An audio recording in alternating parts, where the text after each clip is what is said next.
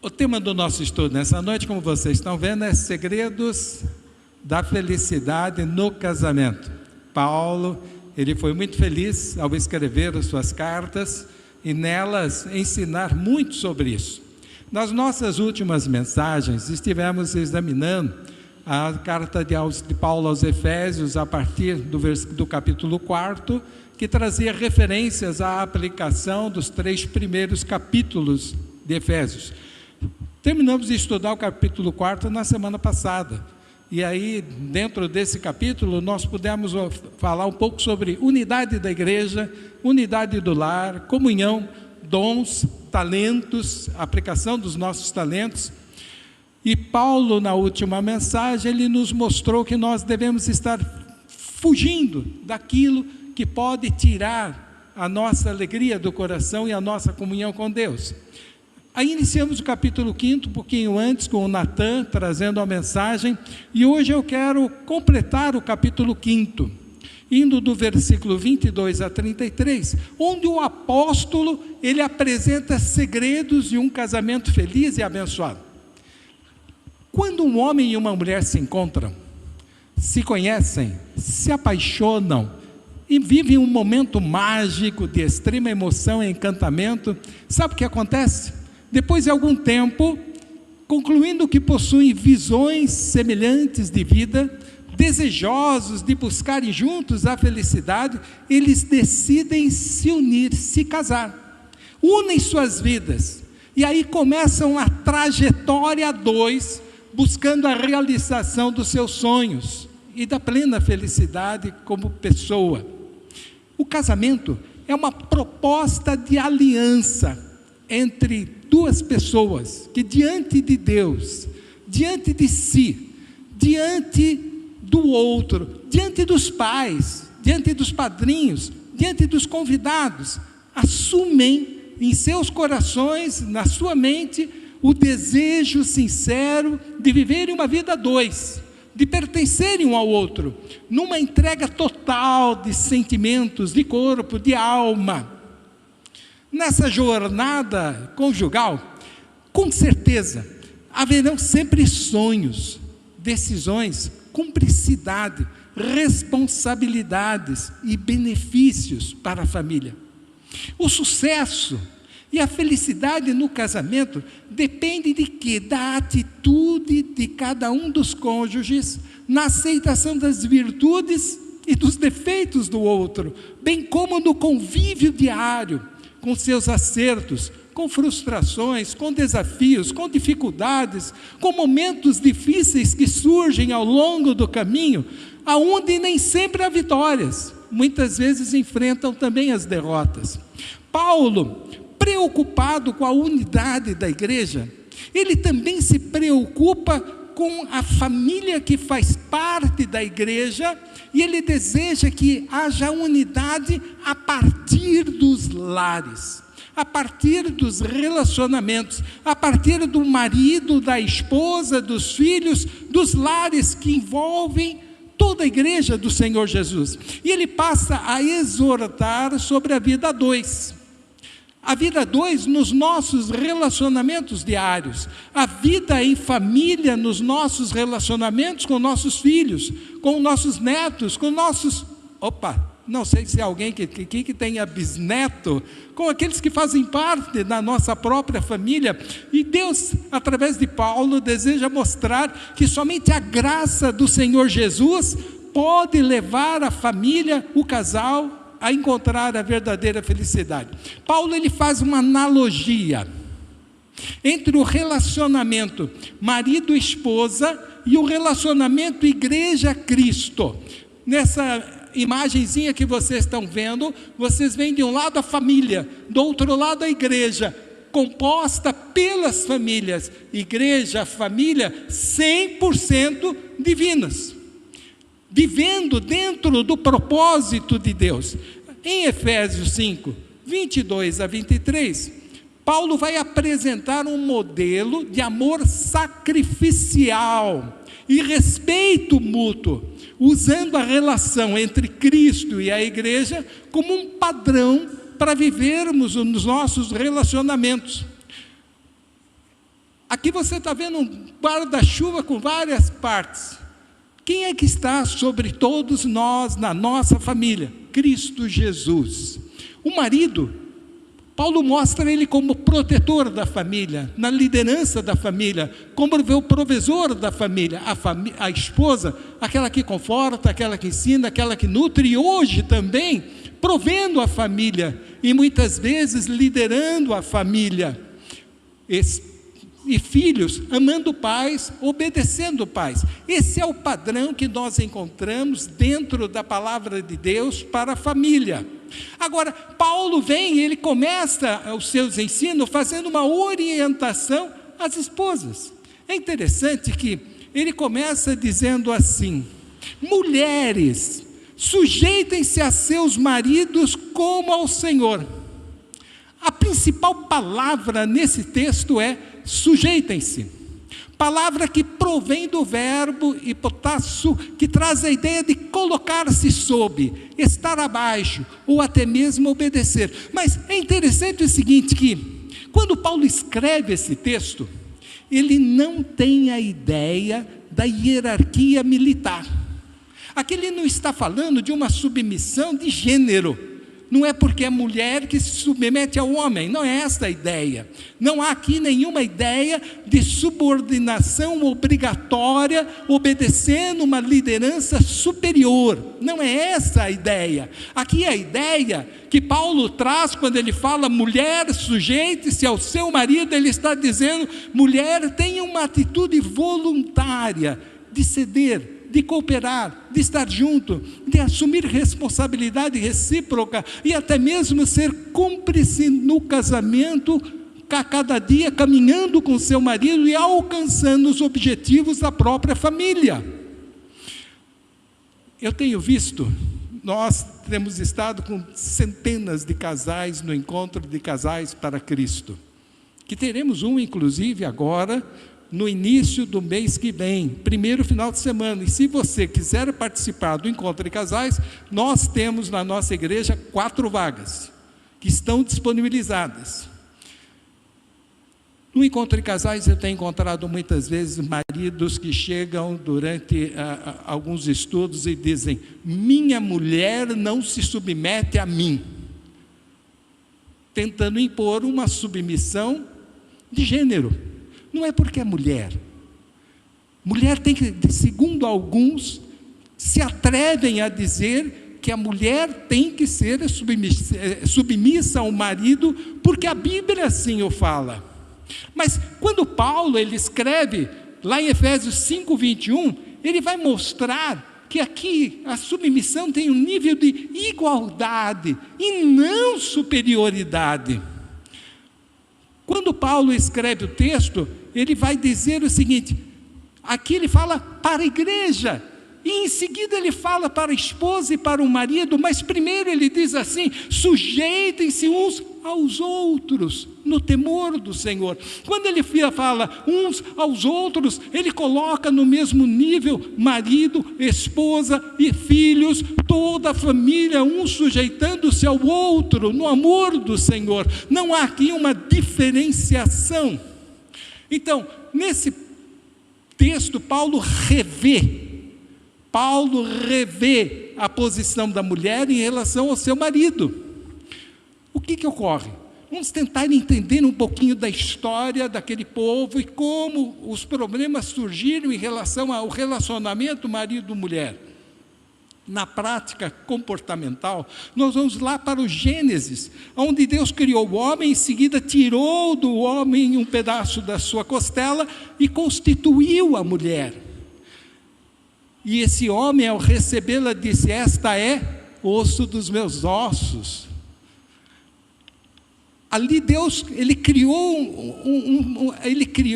uma unidade quando ele diz: deixará o homem a seu pai e sua mãe, unir-se-á à sua esposa, e serão ambos uma só carne. Ele cria uma unidade. Mas na prática judaica, o que aconteceu? Houve muitos erros, muitos pecados em relação à vontade de Deus. E aí nós vamos encontrar um sistema onde os homens tinham várias mulheres, não pela vontade de Deus, mas pelos seus erros, pelos seus pecados. Encontramos então no Velho Testamento e também na orientação farisaica, onde a mulher era considerada apenas para satisfazer necessidades diárias do seu esposo, para gerar filhos, para estar plenamente submissa à autoridade patriarcal, que podia até circunstancialmente abandoná-la como um objeto que jogava para a rua. Na verdade, existia até mesmo um item lá nos costumes farisaicos que dizia o seguinte: se a tua mulher queimar o arroz, se a tua mulher estragar a comida quando estava cozinhando, pode lançá-la para fora, devolvê-la para seus pais. Mulher era considerada um objeto. Aí veio Jesus Cristo, inovou os conceitos sobre homem e mulher, mostrando que somos iguais diante de Deus, e também inovou a ideia dos relacionamentos, trazendo um relacionamento igualitário, que deve existir dentro da igreja, mas também deve existir dentro do lar, aonde, baseado no amor fraternal, nós nos sujeitamos uns aos outros, por temor a Cristo Jesus. Paulo, em suas cartas, se você analisar as cartas paulinas, você vai encontrar Paulo usar a expressão uns aos outros em várias circunstâncias, e essas expressões se aplicam à minha vida, à vida da minha esposa, à vida dos meus filhos, à vida dos nossos netos, à vida da nossa família. Porque Paulo, ele vai mostrar que eu, minha esposa, os filhos, os netos, os genros, as noras, somos todos iguais diante de Deus. Não há diferença. Deus não faz diferenciação de gênero. Homem e mulher são iguais. Aí Paulo, ele vem e diz o seguinte: olha, vocês precisam se aceitar uns aos outros, precisam serem dedicados e honrarem uns aos outros, precisam viver em harmonia, precisam suportar uns aos outros, precisam serem gentis, compassivos, precisam carregar a carga, os fardos uns dos outros, precisam perdoar, precisam edificar o outro, precisam até mesmo muitas vezes admoestar, mas também precisam encorajar. Quando Paulo, ele fala todas essas características que devem envolver nossos relacionamentos diários, ele está dizendo que isso se aplica também ao relacionamento marido-mulher, ao relacionamento pai-filho, ao relacionamento dentro da família. Então, sob a orientação do Espírito Santo, tendo atitudes relacionais que venham a construir relacionamentos equilibrados, sabe o que acontece?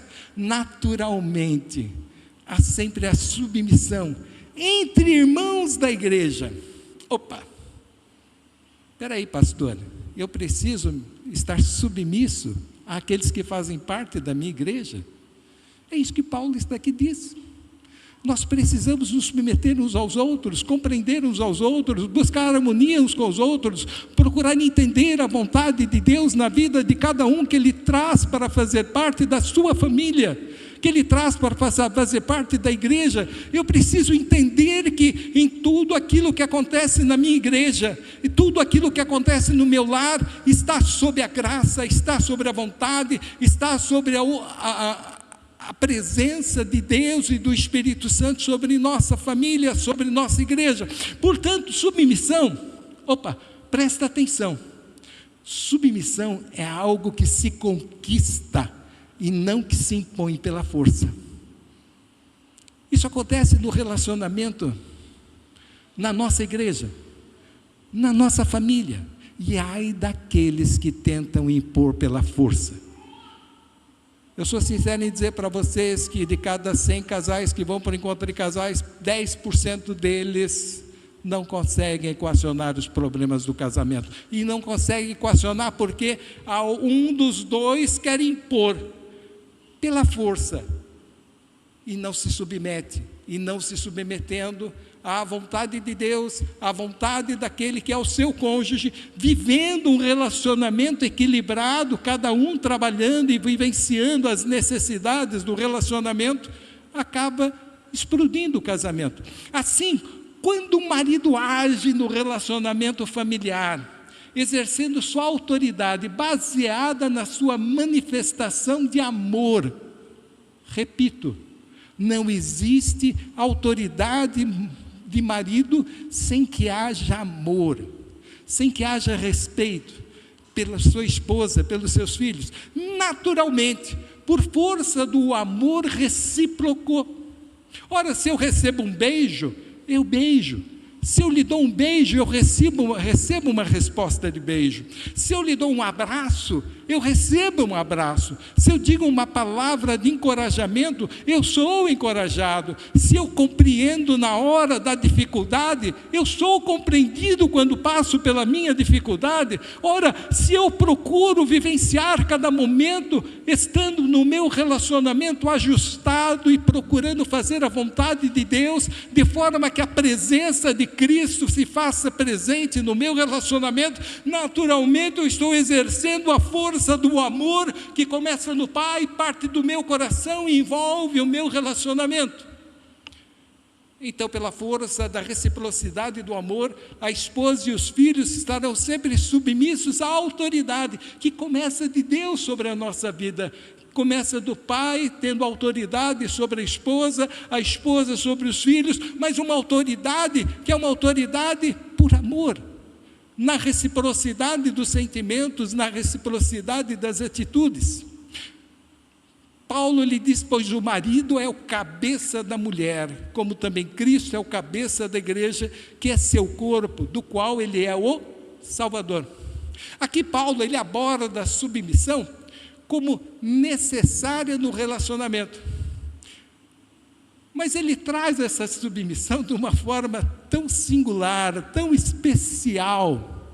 Aqui, quando ele fala em submissão, um e o outro, quando ele fala na atitude do marido, na atitude da esposa, ele está falando para maridos crentes e para todos os maridos que desejam ter uma vida espiritual equilibrada no lar. Mas é interessante que quando ele fala em submissão, ele não descreve uma submissão simétrica, mas ele coloca o marido numa posição de sacerdote, e aí ele mostra que a submissão, ela é assimétrica, onde os dois participam em amor, um pelo outro. É a submissão através do amor.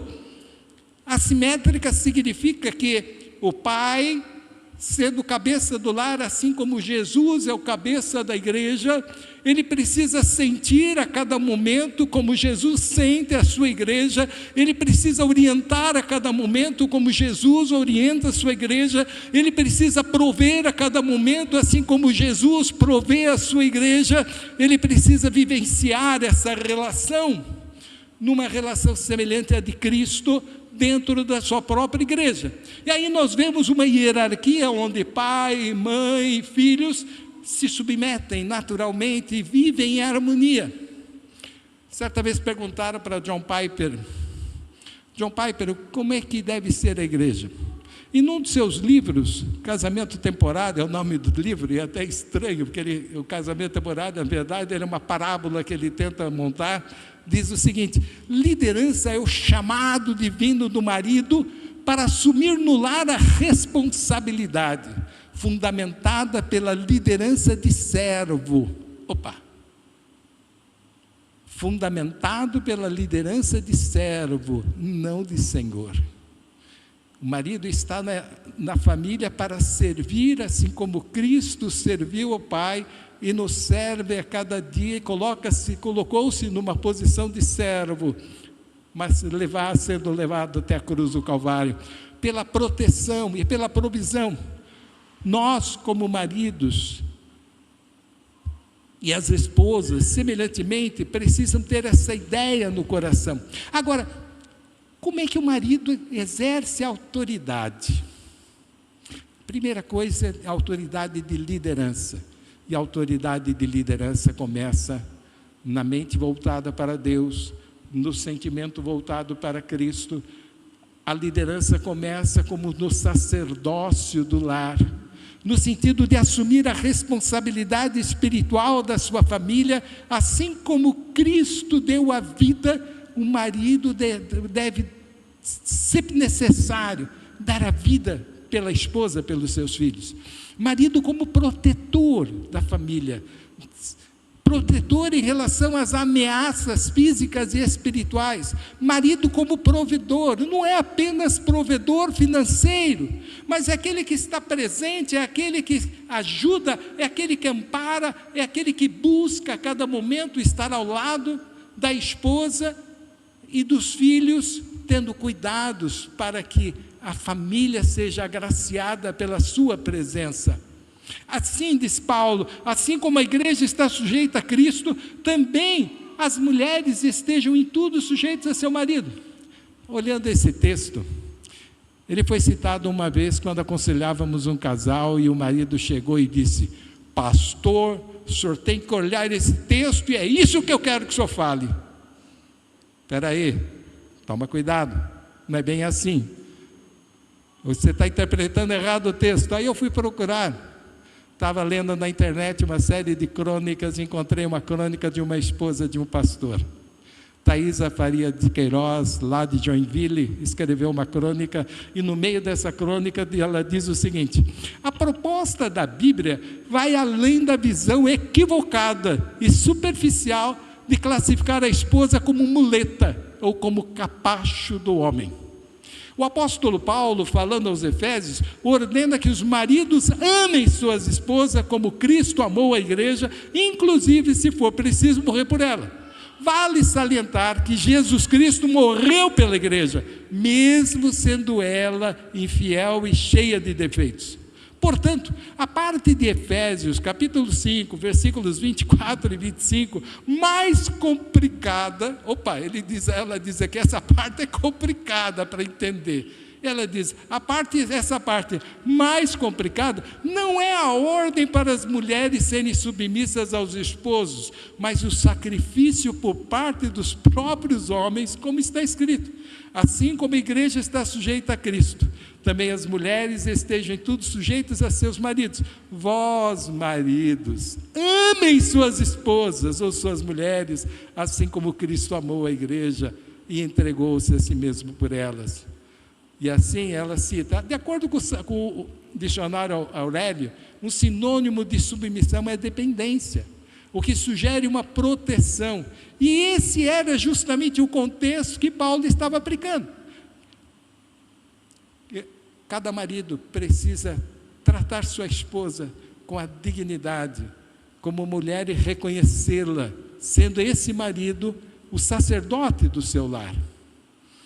Aí Paulo vem falar aos maridos, e ele diz assim: maridos, amem suas mulheres, assim como Cristo amou a igreja, entregou-se a si mesmo por ela para santificá-la, tendo-a purificado pelo lavar da água mediante a palavra, e apresentá-la a si mesmo como igreja gloriosa, sem mancha, nem ruga, ou coisa semelhante, mas santa e inculpável.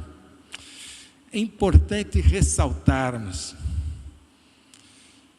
que nesses versículos que Paulo escreve, ele está falando dos efeitos da presença do Espírito Santo na mente, no coração, na vida do marido e da esposa.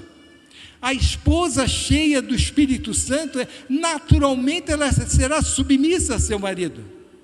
A esposa cheia do Espírito Santo não é a esposa que grita, não é a esposa que mente, não é a esposa que briga, não é a esposa que fala palavras duras para seu marido. O marido cheio do Espírito Santo é o marido que ouve, que tem ouvidos para ouvir, que tem tempos para conviver, que trata a esposa com delicadeza, não com palavrões. Eu era um pastor lá em Campinas, na Igreja Batista Nova Jerusalém. Minha igreja ficava no subsolo, era uma garagem para 40 carros que nós estávamos construindo naquele templo. Seria um anfiteatro para 600 pessoas. E o nosso auditório ficava na garagem, era um lugar para 260 pessoas.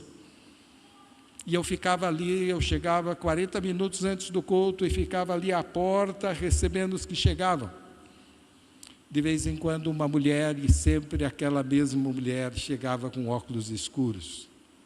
E ela olhava para mim e eu logo percebia, aconteceu alguma coisa. Ela estava ao lado do seu marido. Mas os dois haviam brigado. Ela provavelmente tinha dado uns tapas nele e tinha recebido uns tapas no marido. E aquela mulher sempre dizia: pastor, pode vir à nossa casa amanhã, segunda-feira. E lá ia eu na segunda-feira. O que faltava para aquele casal? Faltava a presença viva do Espírito Santo no seu coração. Faltava o autodomínio necessário para conviverem num casamento a dois. Faltava o coração cheio de graça para olhar para a esposa com doçura. Um coração cheio de graça para ela olhar para o marido com respeito. Quando um começava a discutir e a discussão saía no tapa, alguma coisa estava errada. Mas eles eram crentes no Senhor Jesus. Eu batizei o seu marido. O que lhes faltava? Graças a Deus acertaram o seu compasso, hoje são felizes, já têm até netos. Deus fez uma obra tremenda no coração daqueles dois e Deus mudou. Maridos, amem suas esposas. A chave desse versículo está exatamente na palavra, no verbo amar. Marido, ame sua esposa. Mas ele poderia ter dito também: esposa, ame seu marido. Porque quando ele escreveu 1 Coríntios, lá 13, versículos 4 a 7, ele disse assim: o amor é paciente, o amor é bondoso, o amor não é invejoso, o amor não se vangloria, o amor não se orgulha, o amor não maltrata, o amor não procura seus interesses, o amor não se ira facilmente, não guarda rancor, o amor não se alegra com injustiça, mas o amor se alegra com a verdade. O amor tudo sofre, tudo crê, tudo espera, tudo suporta. Paulo, ele dizia exatamente essas palavras, e essas palavras eram aplicáveis para o marido e para a esposa. Ele estava dizendo: marido, seja paciente, esposa, seja paciente, marido, seja bondoso, esposa, seja bondosa, marido, não seja invejoso, esposa, não seja invejosa, marido, você não é maior que ela e ela não é maior que você, não a maltrate, trate-a com amor, porque quando eu guardo rancor no meu coração, eu destruo o meu relacionamento. Ele está dizendo: ele não se alegra com injustiça, ele se alegra com verdade. Essa expressão final: tudo sofre, tudo crê, tudo espera, tudo suporta. O que significa? Amor é descrito com ações positivas que constroem um casamento feliz e duradouro. O amor descrito lá em Efésios 5, 25 é amor sacrificial. Eu vi isso tantas vezes no meu lar, quantas vezes quando meu pai faliu, uma vez por mês, quando muito, a gente comprava uma carne. E aí a minha mãe, ela pegava 3 bifes, éramos 7, e ela cortava, e depois distribuía entre todos. Mas muitas vezes, no seu prato não ia nenhum pedaço. Isso é amor sacrificial. Amor que demonstra que aqueles que estão na sua presença, que fazem parte da sua vida, são mais importantes que si mesmo. Isso é sacrifício. É o desejo sincero de estar pronto para entregar a própria vida, assim como Cristo entregou pela sua igreja. E ele continua dizendo: da mesma forma, os maridos devem amar suas mulheres como a seus próprios corpos. Quem ama a sua mulher, a si mesmo ama. Paulo aqui, ele está falando de um amor compromisso, amor que espontaneamente decide viver intensamente no casamento, assumindo a cada dia a responsabilidade pela felicidade do outro. Ora, se eu casei com alguém, eu sou responsável para fazê-lo feliz, fazê-la feliz. Eu sou o responsável. Presta atenção nessa frase que escrevi. Não é a falta de amor que destrói um casamento. É sim a falta de responsabilidade de um dos cônjuges em manter o amor vivo no coração, decidindo reassumir a cada dia o compromisso firmado no altar, tendo atitudes que fortaleçam os laços conjugais e familiares, o que significa que cada dia é um novo dia, cada dia é dia de eu reafirmar o meu amor. Um dos casais que estavam conosco uma vez no encontro de casais, nos disse, pastor, meu marido, a única vez que ele disse que me amava foi lá no altar, nunca mais ele abriu o bico para dizer eu te amo. E aí ele olhou para ela e disse, mas eu já não te disse uma vez, você não acreditou? Eu te amo. Eu não tenho que acreditar, eu tenho que reafirmar a cada momento o meu amor. Eu tenho que entender que relacionamento a dois é relacionamento de atitude, é relacionamento de reafirmação, é relacionamento de reassumir esse amor no meu coração e contribuir diariamente para que ele cresça. É amor, responsabilidade. E aliás, queridos irmãos, amor é decisão. Eu decido amar. E eu decido amar cada dia. E se eu não decidir amar cada dia, miserável homem serei. Eu serei o mais infeliz do mundo. Aí Paulo, depois de dizer, da mesma forma, os maridos devem amar as suas mulheres como a seus próprios corpos, quem ama a sua mulher ama a si mesmo. Aí Paulo vem e diz o seguinte, além do mais, ninguém jamais odiou o seu próprio corpo, antes ele o alimenta e dele cuida, como também Cristo faz com a igreja, pois somos membros do seu corpo. É interessante que aqui, Paulo ele usa uma metáfora, a metáfora da igreja como corpo de Cristo, para aplicá-la à esposa como sendo o próprio corpo do marido. Ora, eu e ela formamos um só corpo. Deixará o homem a seu pai e sua mãe, e unir-se à sua mulher, e serão ambos um só corpo. O que ele está dizendo aqui? Olha, você tem que amá-la, ou ela tem que te amar da mesma forma como ama seu próprio corpo, contribuindo para que seja feliz e abençoado. Então, o marido que cuida do seu corpo, da sua mente, naturalmente precisa cuidar do corpo, da mente da esposa. Ele precisa construir um relacionamento onde a dois eles caminham e olham no presente, olham para o futuro e juntos sonham, e juntos realizam os sonhos do dia a dia. Por isso que Deus, desde lá no Gênesis, Ele disse, deixarão seu pai e sua mãe, e serão ambos uma só carne. Paulo descreve um amor construtivo, amor que preserva, amor autodefesa. Não é amor egoísta, que apenas enxerga a si mesmo. No casamento, não há lugar para narcisistas, onde o cônjuge pensa somente em si mesmo, continuamente deseja ser admirado, desvaloriza as virtudes do outro e se sente superior ao outro, procurando sempre humilhá-lo. Sabe, há muitos homens, muitas mulheres que são narcisistas e que não aprenderam a viver um verdadeiro amor.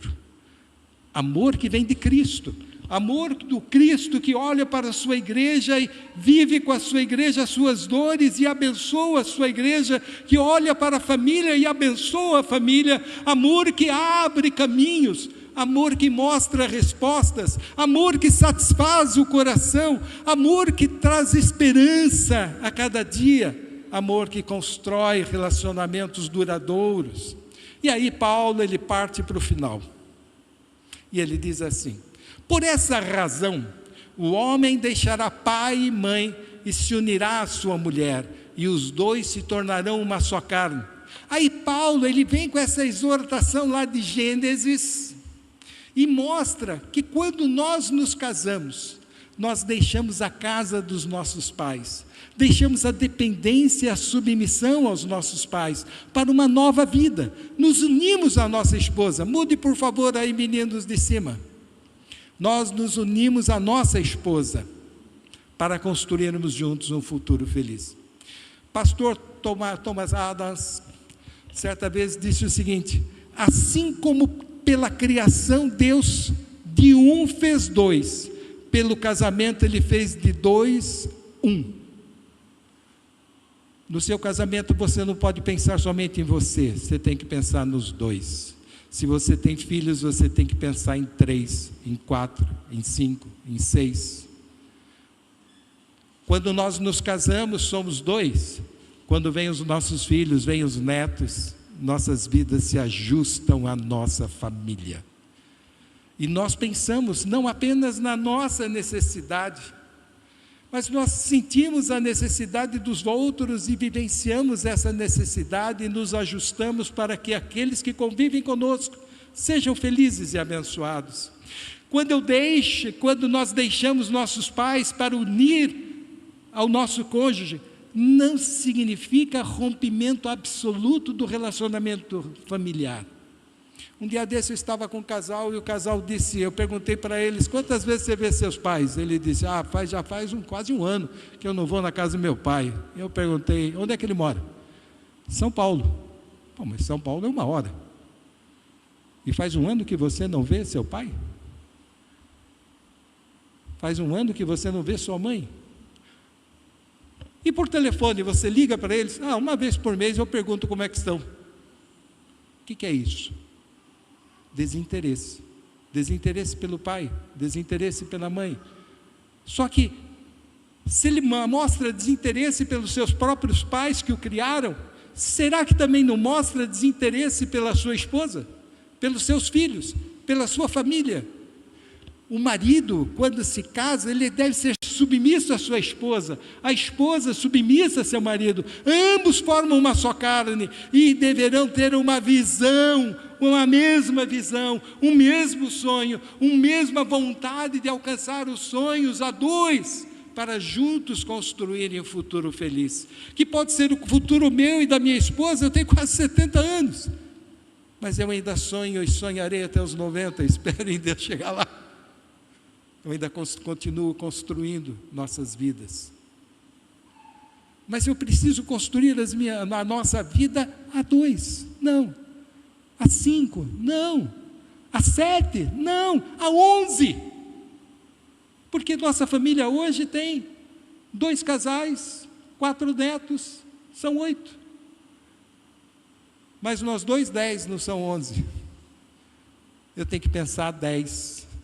E não apenas a 2, é família, é amor, é compromisso de vida que nós desenvolvemos. E aí, Paulo diz assim, este é um mistério profundo, refiro-me, porém, a Cristo e à igreja.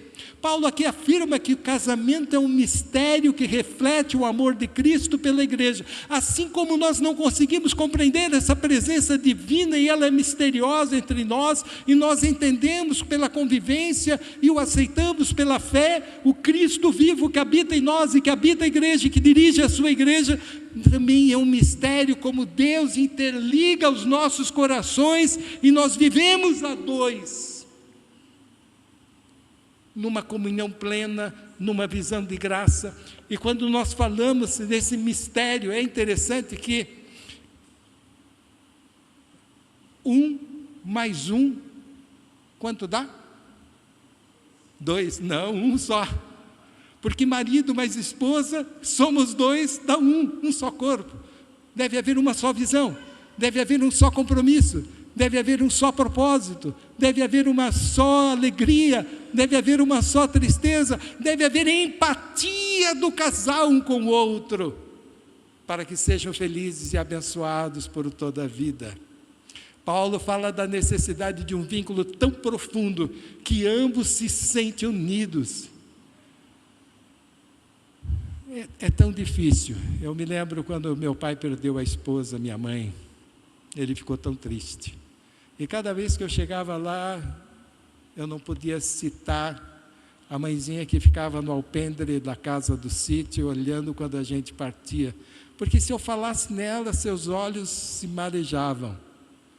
O amor era profundo, a dependência era profunda, a sinceridade era profunda. Por quê?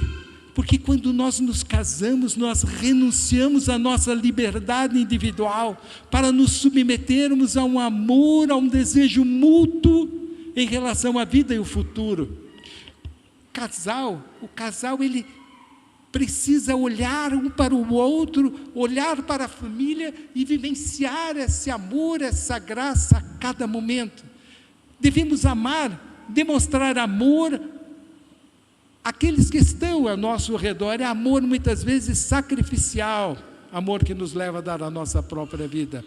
Paulo completa dizendo: portanto, cada um de vocês também ame sua esposa, sua mulher como a si mesmo, e a mulher trate o marido com respeito. Ele vem e fala à mulher, ele vem e fala ao homem, e ele novamente repete a mesma história, porque é imprescindível que haja amor, haja submissão. E eu quero concluir. Vamos voltar para aquele gráfico que nós mostramos. Ali você encontra família, igreja, marido e esposa, igreja Cristo, marido e esposa submissos a Jesus, igreja submissa a Cristo, vidas lideradas pelo Espírito Santo, que a cada momento buscam louvar ao Senhor, viver em harmonia com o Senhor, e ter unidade na graça de Cristo Jesus. E eu digo para vocês, minha querida igreja aqui presente, igreja nos lares, igreja que nos ouve, não há outra maneira de sermos plenamente satisfeitos, felizes e alcançarmos o desiderato, o propósito de Deus para o nosso coração, se não buscarmos a cada dia unidade.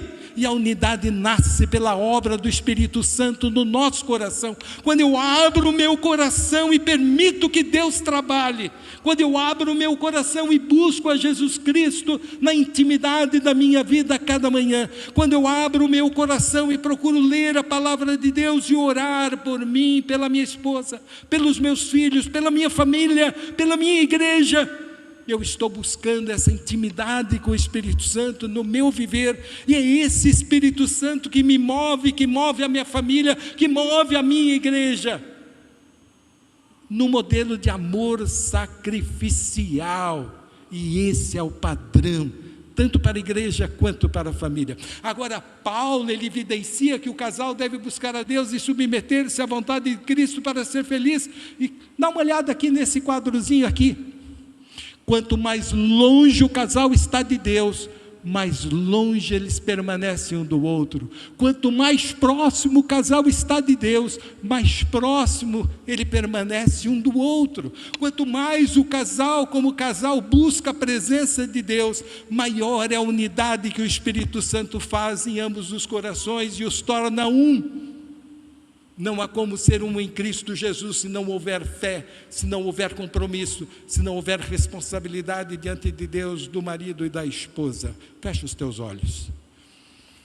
Pai, a Tua palavra nos mostra que tanto nós quanto nossas esposas precisamos andar em comunhão contigo. Que precisamos, ó Deus, ter os nossos olhos voltados uns para os outros, olhos voltados para a esposa, olhos voltados para os filhos, olhos voltados para a família, manifestando amor, manifestando sujeição, manifestando harmonia.